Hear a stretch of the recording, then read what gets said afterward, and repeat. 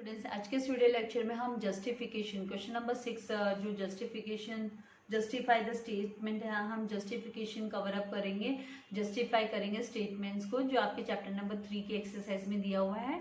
तो यहाँ पे थर्ड जस्टिफिकेशन है कि ESOs मतलब ISOs is offered by a company offer करती है टू इट्स परमानेंट एम्प्लॉय। क्या वो अपने परमानेंट एम्प्लॉय को ऑफर करती है, डायरेक्टर्स एंड ऑफिसर्स को ये ऑफर करती है ISOs के अंडर में? तो yes, under the scheme, answer लिखना है आपको, answer 3, under the scheme permanent employees, directors और ऑफिसर्स ऑफ द कंपनी और इट्स होल्डिंग कंपनी और subsidiary company are offered the benefit और राइट टू परचेस। उनको बेनिफिट दिया जाता है, उनको राइट दिया जाता है परचेस करने का equity shares of the company के equity shares at a future date. मतलब फ्यूचर में आप खरीदोगे, लेकिन आप उसकी जो प्राइस है वो आज ही आप डिसाइड कर लोगे। आप वेल इन एडवांस उसमें कितने में खरीदने वाले हो वो डेट पहले ही डिसाइड हो जाएगा, future date at a predetermined price. तो ये फैसिलिटी किसको मिलती है? परमानेंट एम्प्लॉयज को, डायरेक्टर्स को, ऑफिसर्स ऑफ द कंपनी, जो उनकी होल्डिंग कंपनी है, मेन ब्रांच और सब्सिडरी कंपनी, उन लोगों को ऑफर किया जाता है। ऐसा क्यों करते हैं, इसका रीजन क्या है, क्यों ये सोर्स?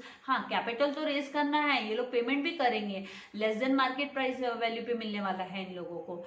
लेकिन क्यों करते हैं? तो ISOs encourage employees as feel proud to be owners of the company, कि भाई हम लोग है ना कंपनी के ओनर है, for which they are working, जिस कंपनी में वो काम कर रहे हैं। एंड कंपनी ऑल्सो बेनिफिट्स, और कंपनी भी उनको, कंपनी को भी फायदा होता है, as it can retain good employees. इस तरीके से है ना कंपनी भी अपने जो अच्छे एम्प्लॉयज है उनको कंपनी में वो बनाए रख सकती है, मतलब कंपनी को छोड़कर एम्प्लॉयज फिर जाएंगे नहीं, है ना। The shares are offered at a price lesser than their market value. वो जो मार्केट वैल्यू है शेयर्स की, उससे कम भाव में ना इनको शेयर्स मिल जाते हैं परमानेंट एम्प्लॉयज को, डायरेक्टर्स को, ऑफिसर्स को, डायरेक्टर्स और ऑफिसर्स को कंपनी के।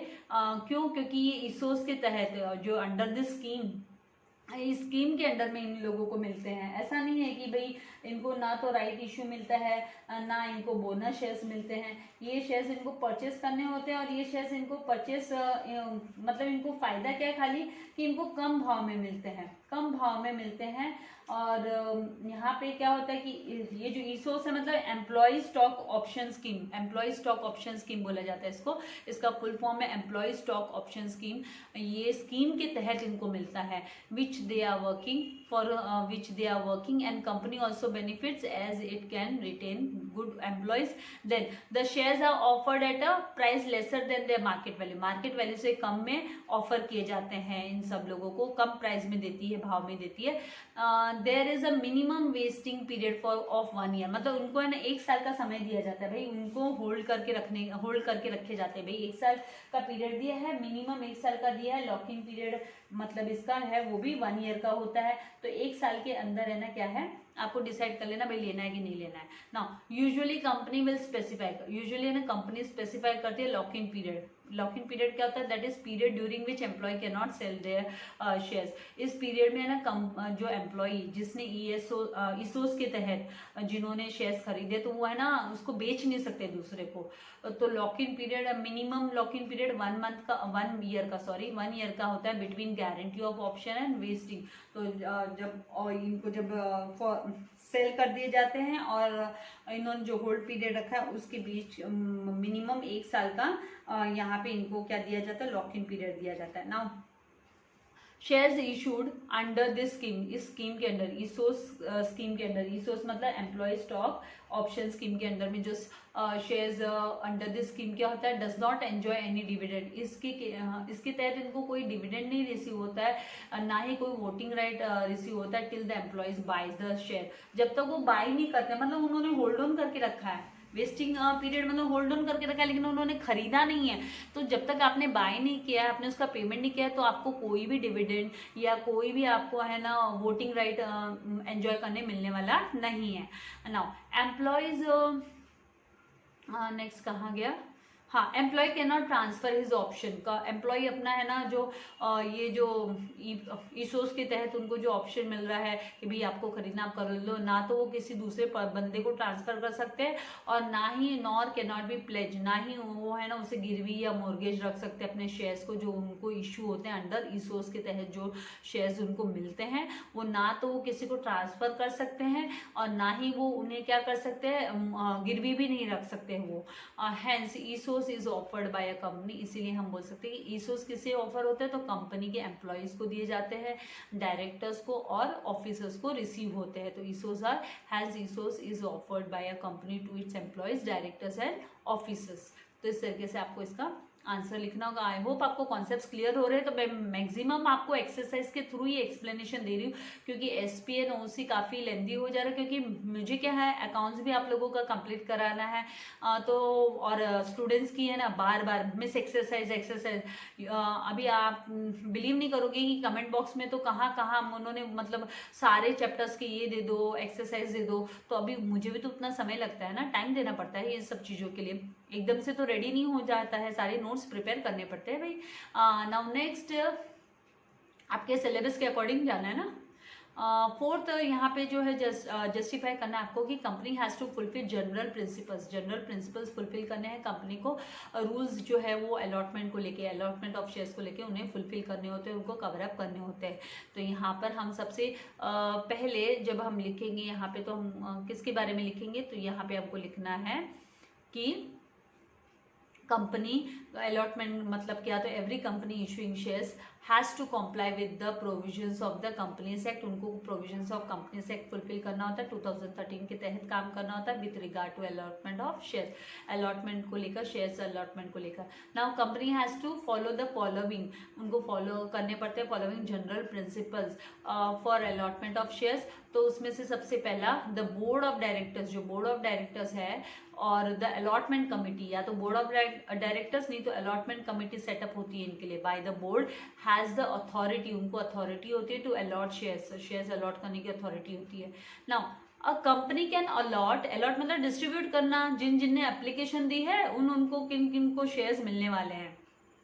Company can allot shares only if it has received a return application, जब तक उन्हें रिटर्न एप्लीकेशन नहीं मिलती, प्रिस्क्राइब्ड फॉर्म होता है कंपनी का एप्लीकेशन फॉर्म, उसको फिल करना होता है, तो जब तक वो नहीं मिलती है फॉर शेयर्स के लिए एप्लीकेंट के मतलब जिन्होंने अप्लाई किया उनके तरफ से, तो कंपनी उनको शेयर अलॉट नहीं करती है।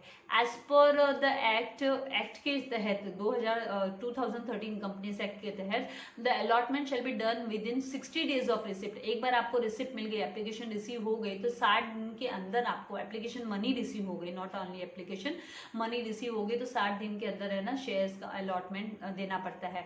Now allotment can be made from the 15th day, मतलब 15वें दिन से स्टार्ट कर सकते हैं, from the date of issue of prospectus. एक बार अगर आपने प्रोस्पेक्टस इशू कर दिया तो उसके 15वें दिन से स्टार्ट कर सकती है company.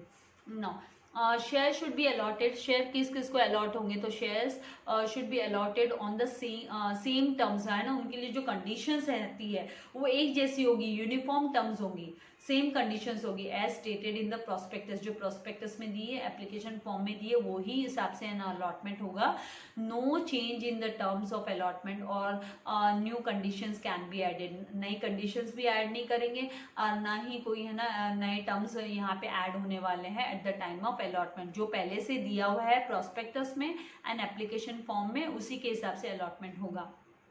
Now fifth, company has to inform the applicant, company को है ना अलॉटमेंट के थ्रू क्या करना पड़ता है, उनको इन्फॉर्म करना पड़ता है भाई अलॉट किस किस को हो गए, तो company has to inform the applicant that shares have been allotted, shares allot कर दिए गए to him by sending a letter, him और हर, फीमेल भी हो सकती है भाई, यहाँ पे लिखा नहीं है लेकिन फीमेल भी हो सकती है जिसने परचेस किया हो शेयर्स, तो by sending a letter of allotment, letter of allotment send करके उनको, और अलॉटमेंट एडवाइस भेजी जाती है उनको, अलॉटमेंट लेटर नहीं अलॉटमेंट एडवाइस भेजी जाती है। This letter gives details of number of shares allotted, कितने नंबर ऑफ शेयर्स अलॉट हुए हैं उसकी डिटेल होती है, then amount of allotment money, अब अलॉट हो गए हैं शेयर्स तो फिर अलॉटमेंट मनी भी पे करनी पड़ेगी टू बी पेड, ये सब है ना अलॉटमेंट ऑफ लेटर में मेंशन रहते हैं, सारे के सारे मेंशन रहते हैं, वहां पे दिए होते हैं। तो ये कंपनी को इन्फॉर्म तो करना पड़ेगा ना, क्योंकि क्या होता है कभी कभी ओवर सब्सक्रिप्शन का केस हो जाता है। मतलब कंपनी ने तो मार्केट में 10,000 शेयर लाई और है ना डिमांड 12,000 शेयर इसकी आ गई, तो अब किस किस को कितने कितने अलॉट हुए, कितने कितने मिले, ओवर सब्सक्रिप्शन का केस हो गया। तो कंपनी को तो पूरी डिटेल इन्फॉर्मेशन भाई किसको कितने शेयर्स मिले हैं और उनको अलॉटमेंट मनी कितना पे करना है, ये सब है ना कंपनी को मेंशन करना होता है अलॉटमेंट लेटर में। अंडर सब्सक्रिप्शन का केस होता है तब वो है ना कितने नंबर ऑफ शेयर्स मिलेंगे वो इशू नहीं आता है, क्योंकि वो फिर है ना जितने की डिमांड हुई उतना दे दिया, क्योंकि कंपनी के पास बहुत सारे शेयर्स हैं तो कोई इशू नहीं आते। लेकिन अगर वो ओवर सब्सक्रिप्शन का केस है तो फिर अलॉटमेंट कमेटी और बोर्ड ऑफ डायरेक्टर्स डिसाइड करते हैं उनके प्रपोर्शन के हिसाब से कि किस तरीके से किसको कितना अलॉटमेंट होगा। इसके बारे में हम डिटेल में अकाउंट्स में हम स्टडी करने वाले हैं, अलॉटमेंट वगैरह के केसेस हमें ना कैलकुलेट करना सीखने वाले हैं। तो इशू ऑफ शेयर्स जो चैप्टर है कंपनी अकाउंट्स उसके अंडर में हम ये सीखने वाले हैं। नाउ से लास्ट पॉइंट यहाँ पे क्या लिखना होगा कि a company can not, company है ना, a company can not allot shares by violating, मतलब कोई भी रूल तोड़ते हुए कंपनी कोई भी रूल वायलेट नहीं कर सकती है, या है ना रूल के अगेंस्ट जो है ना एग्जिस्टिंग जो लॉज है, कंपनी ने जो एग्जिस्टिंग लॉज बनाए हैं रूल्स बनाए हैं उसके अगेंस्ट कंपनी जाकर कुछ भी है ना अलॉटमेंट का काम नहीं करेगी। For example shares can not be allotted to minor, मतलब है ना माइनर मतलब जो 18 साल से छोटा है, 18 साल से कम उम्र वाला है तो उसको शेयर्स अलॉट नहीं होंगे, या कोई इंसॉल्वेंट बंदा है तो उसको शेयर्स अलॉट नहीं होंगे। तो ये सब जो रूल्स है उसके अगेंस्ट कंपनी शेयर्स अलॉट नहीं करती है। नाउ लास्ट आपको फिर स्टेटमेंट लिखना है कि hence company has to fulfil, इसलिए कंपनी को फुलफिल करना होता है general principles and rules for the allotment of shares. तो इस तरीके से आपको अपना जस्टिफिकेशन देना होगा, आपको जस्टिफाई करना होगा, स्टेटमेंट दिया है उसको। डिफिकल्ट नहीं है, इसको लिखने का तरीका वो ये अगर शॉर्ट नोट में आता है आपको कि राइट द जनरल प्रिंसिपल्स और rules for allotment of shares, तो सेम आंसर है। कुछ इसमें कुछ नया नहीं है, आंसर तो आपको सेम ही लिखना है।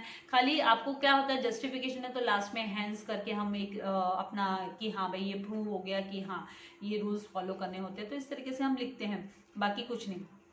नेक्स्ट वीडियो में जो बचे हुए 2 जस्टिफिकेशन है जो जस्टिफाई करने हैं स्टेटमेंट्स, उसका मैं आप लोगों के लिए आज से अपलोड कर दूंगी। तो तब तक के लिए आपको इसको नोटबुक में नोट डाउन करना है, फ्रेंड्स के साथ वीडियो शेयर करना है एंड लाइक करना है। Thank you very much, God bless you all dear students.